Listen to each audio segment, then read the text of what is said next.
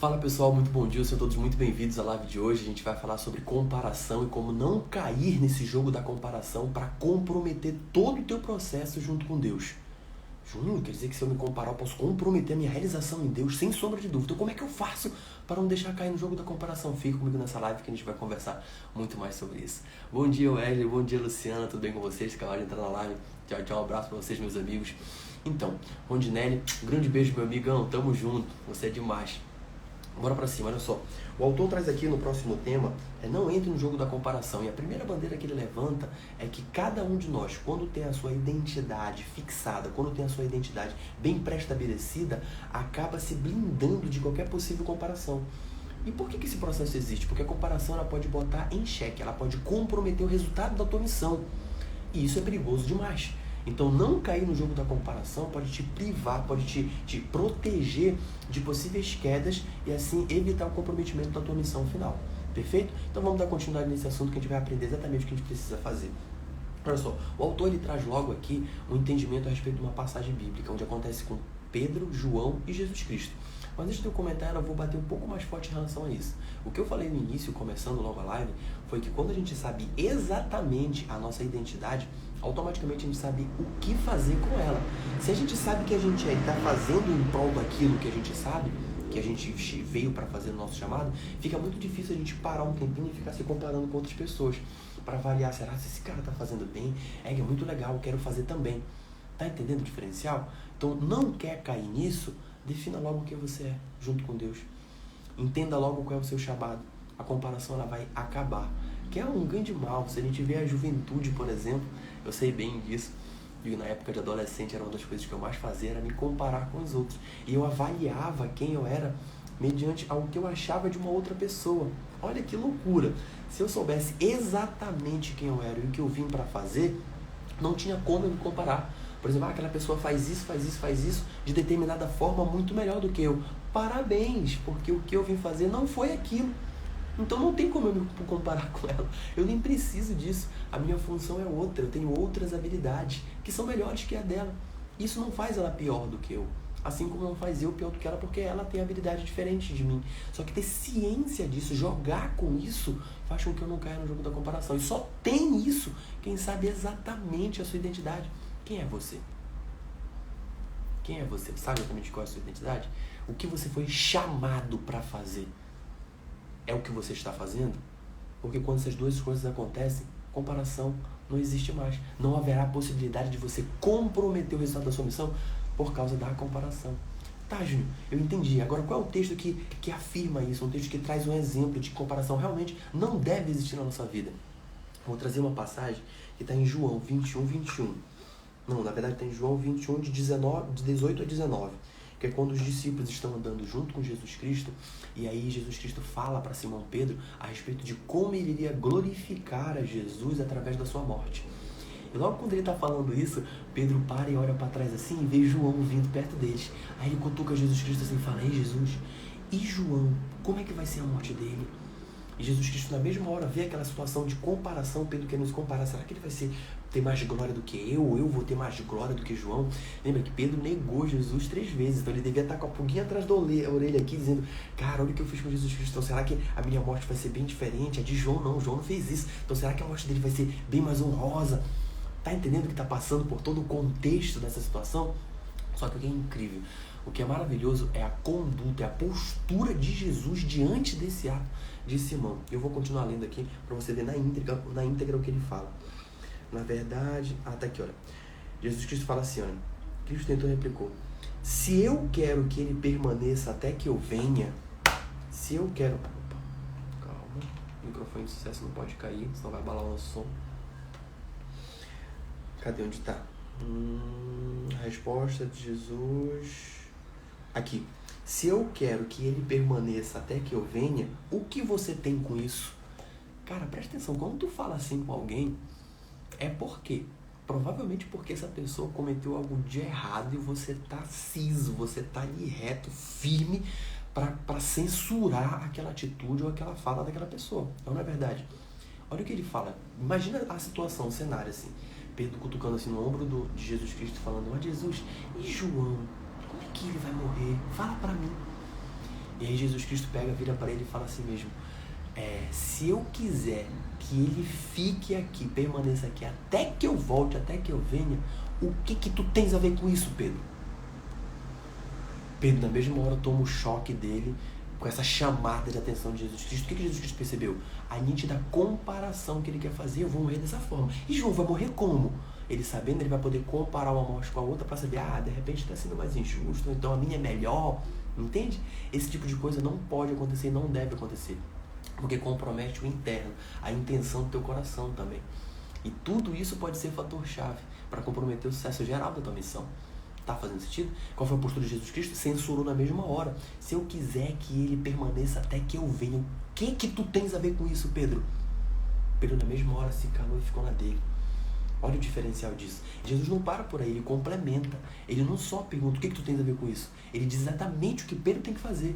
Olha por que tu não tens que estar olhando para a vida dos outros. Olha por que tu não tens que te comparar com João. Ele complementa dizendo, no versículo 22, ele fala, a resposta do Senhor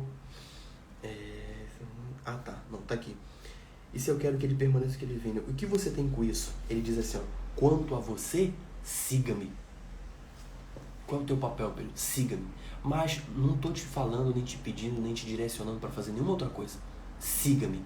Não é para te comparar, não é para te saber como o João vai morrer, não é para nada disso. O que eu te disse foi, siga-me. E é isso que é para te fazer. Tu compreendeste, Pedro? Aí já é o Júnior falando. Tá, se tu entendeu, Pedro, tu vai voltar a repetir isso, hein, Pedro? Mais ou menos foi esse enredo que aconteceu. Jesus Cristo falando, Pedro, a única coisa que você tem que fazer é seguir. Me segue, pronto, comparação não existe. Olha o direcionamento que ele deu. Agora, claro, para a gente ter um entendimento mais profundo a respeito disso, para a gente entender como é que eu posso não me comparar, se eu sou menor, se eu sou maior, se eu sou melhor, se eu sou pior. Então, para que isso aconteça de uma forma mais tranquila, que você tenha um entendimento que te dê mais base sólida, firme, para que você consiga realmente ter uma identidade plena, formada, fixa, tem um assunto muito importante que tá linkado à doutrina do corpo de Cristo. Isso é bíblico e o autor traz aqui. Lembra quando... Eu vou dizer qual é a passagem. É 1 Coríntios 12, de 14 a 27. Que existe todo aquele entendimento sobre membros e sobre corpo. E qual é a relação que tem que ter um com o outro. Então vamos dar um pouquinho isso daqui agora.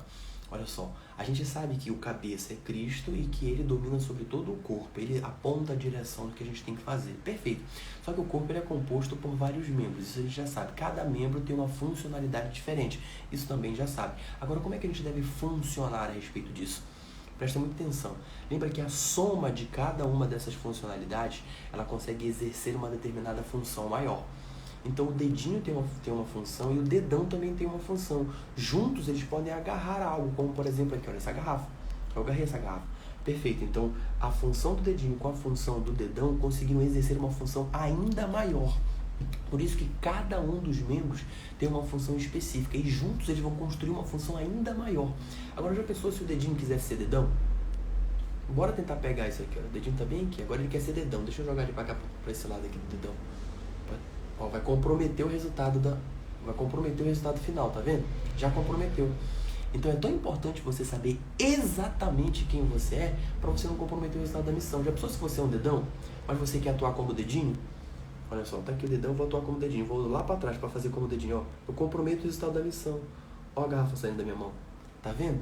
Então todas as vezes em que a gente quer agir onde a gente não foi colocado, chamado para agir por Deus, provavelmente você compromete o resultado da missão. Isso está diretamente proporcional. Perfeito, Júnior. Só que existem funções que são muito melhores que as outras. Você acha? Todas as funções são vitais. Todas as funções são extremamente importantes para a funcionalidade ideal do corpo. Se o dedinho não funcionar direitinho, ele vai comprometer o resultado que o dedão está envolvido. O dedão está envolvido no resultado que a mão vai fazer. A mão já vai ter uma outra funcionalidade que é de pegar. O dedinho vai segurar, cada um deles vai segurar, vai ajudar isso. Mas se cada um estiver comprometido em fazer aquilo que veio para fazer, o resultado da mão, que é de pegar a água para me hidratar, vai ser comprometido.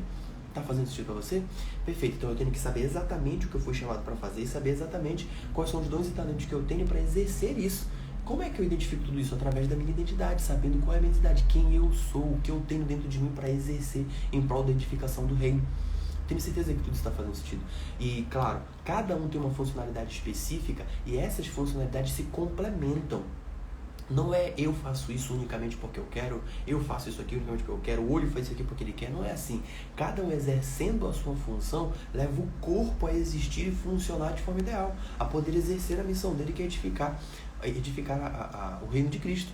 Tá fazendo isso para você? Então, não existe uma dependência ou uma independência entre os membros. Qual das duas você acha que é? Você tem que ser dependente ou independente? Nenhuma das duas. A grande certeza é que você tem que ter uma interdependência. O dedinho é tão importante quanto o dedão. O dedão é tão importante quanto o dedinho. Os dois funcionando de forma ideal, eles constroem o sucesso da mão. O sucesso que o braço tem que fazer. Se esses meus 4 dedos aqui não quiserem mais trabalhar, a funcionalidade do meu braço pode ser comprometida. Se a funcionalidade do meu braço é comprometida, a funcionalidade do corpo é comprometida. Tá fazendo sentido? Como tudo é diretamente proporcional? Como tudo é diretamente ligado um ao outro, então você não tem que ser dependente nem independente. Tem que haver uma interdependência entre os dois. Porque assim, eu vou poder saber que o outro precisa de mim. Então ele não vai crescer em cima de mim. Assim como eu preciso do outro, então eu não vou crescer em cima dele. Para que ninguém se glorie diante do Pai. Lembra disso? Todo mundo é fundamental e importante. E juntos, somente juntos, a gente vai conseguir a funcionalidade ideal do corpo de Cristo. Então você pode se ver como unidade, construindo, contribuindo para isso, ou você pode se ver diretamente como um membro, como parte do corpo, acionando. Vamos supor que no corpo de Cristo você seja um dedinho. Você está fazendo o papel do dedinho? Você está segurando as coisas? Ou você decidiu, não, eu achei que a orelha é tão bonita, eu quero ser orelha. Ah, você veio para ser dedinho, mas o que você quer é ser orelha? Tudo bem, vai comprometer o resultado final e você vai ter que se justificar lá com Cristo depois. Tá fazendo sentido isso que eu estou dizendo para você?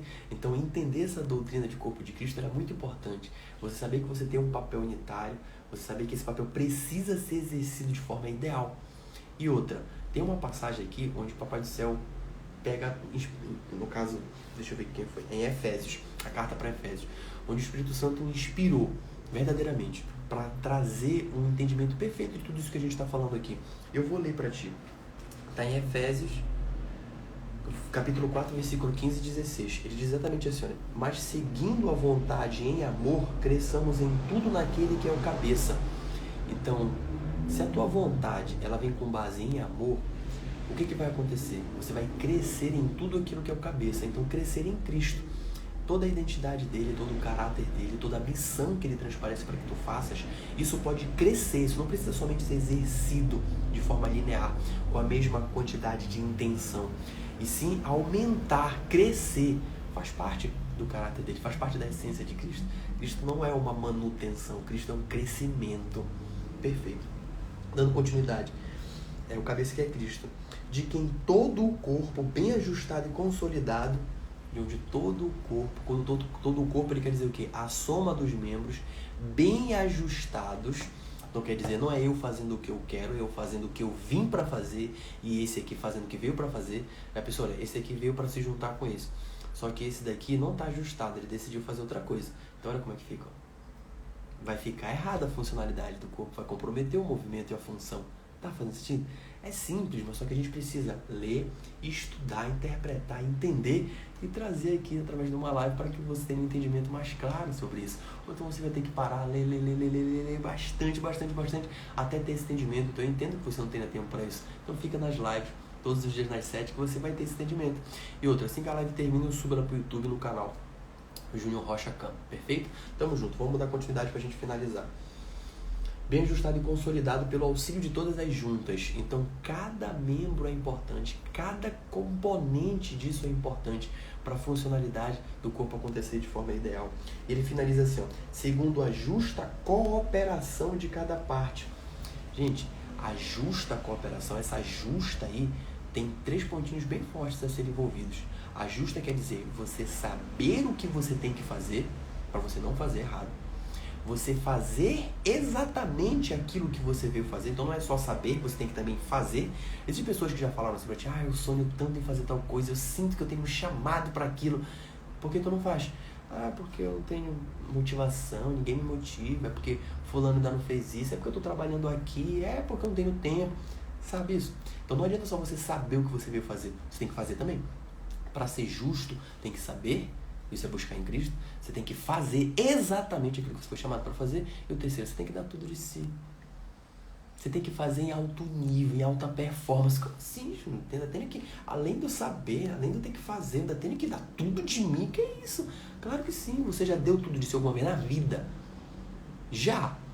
Com certeza já. Foi para Deus? Provavelmente não. A grande maioria das pessoas vai dizer não. Provavelmente não. E aí, Deus merece que tu dê o teu melhor? O que ele fez por ti? Ele não deu o melhor que ele tinha? Tudo que ele te deu foi de melhor? Se você está usufruindo ou não é questão de merecimento, questão de identidade, questão de tomar posse. Mas que ele já te deu, ele já te deu. Entende esse diferencial? Não é essa justa cooperação de cada parte. Então, cada parte tem que cooperar de forma justa.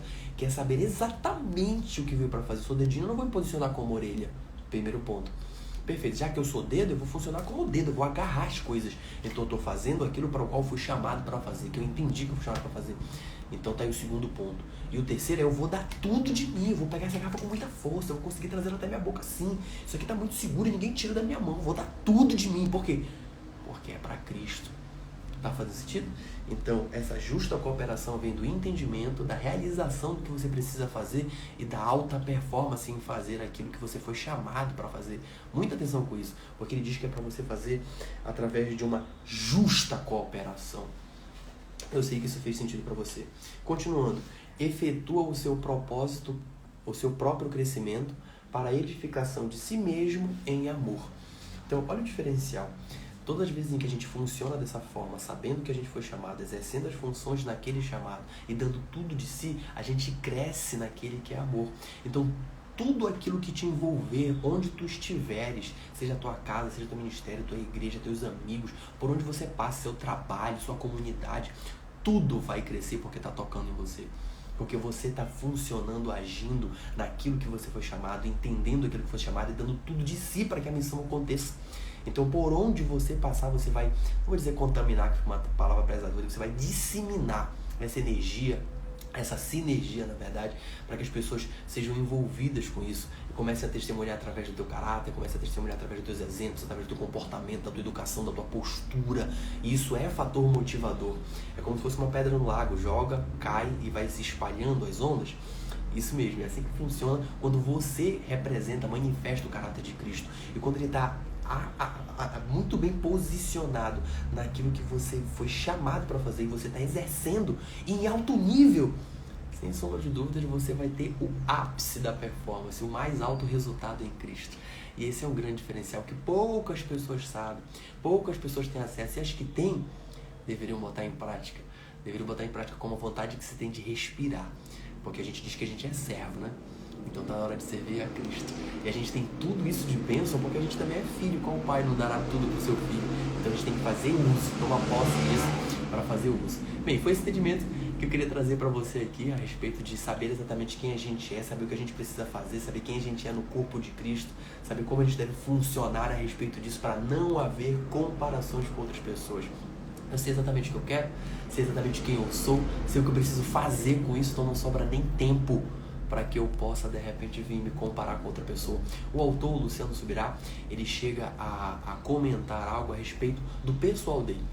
Quando ele começou a crescer dentro do ministério, dentro da igreja, ainda jovem, ele foi responsável, ele foi incumbido de tomar conta da área jovem da comunidade, da igreja. E durante as participações, a ministração, durante os eventos que ocorriam de contato dele com essa galera, ele foi indagado em uma das vezes a respeito da identidade.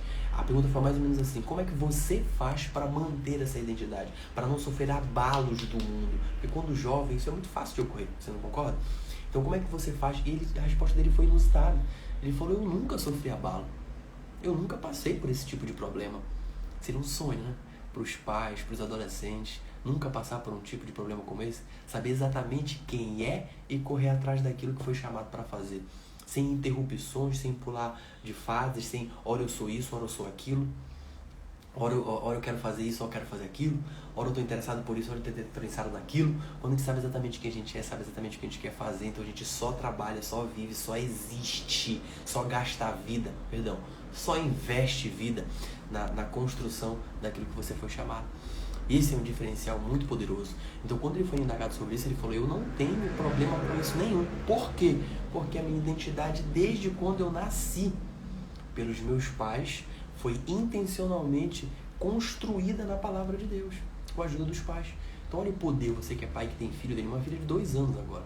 Eu não digo eu quero assim, eu digo Jesus Cristo quer que nós façamos assim. Então toda a identidade não está no que o Júnior diz, no que o pai diz. É o pai que é responsável.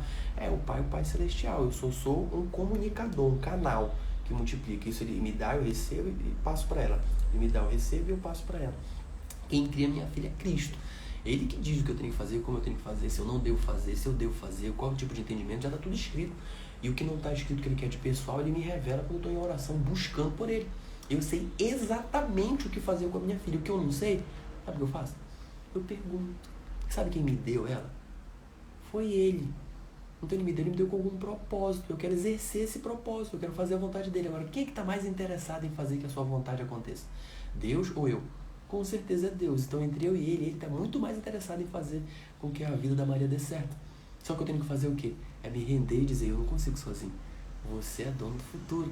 Diz aí, o que eu tenho que fazer agora? Tá fazendo sentido para você? Eu tenho certeza que sim. Então quando a gente está blindado com todas essas informações, a gente consegue jogar melhor nesse jogo da vida e evitar as comparações que podem comprometer o resultado final da tua missão. Agradeço muito as pessoas que estiveram na live e as pessoas que vão assistir quando eu subir lá pro canal do YouTube. Que Deus abençoe você de alguma forma com essa palavra. Olha só, se você ainda não curtiu, curte, isso serve muito. E compartilha com alguém, vai fazer sentido para alguém. Pode ter certeza que não é você que vai converter essa pessoa, melhorar a vida dela, é o próprio Espírito Santo. O teu papel é só ser canal de alguma coisa. Então que tal essa informação ser esse alguma coisa para você e você levar isso para alguém? Perfeito? Então a gente se vê na próxima live amanhã às 7 horas. Um grande beijo, fiquem com Deus.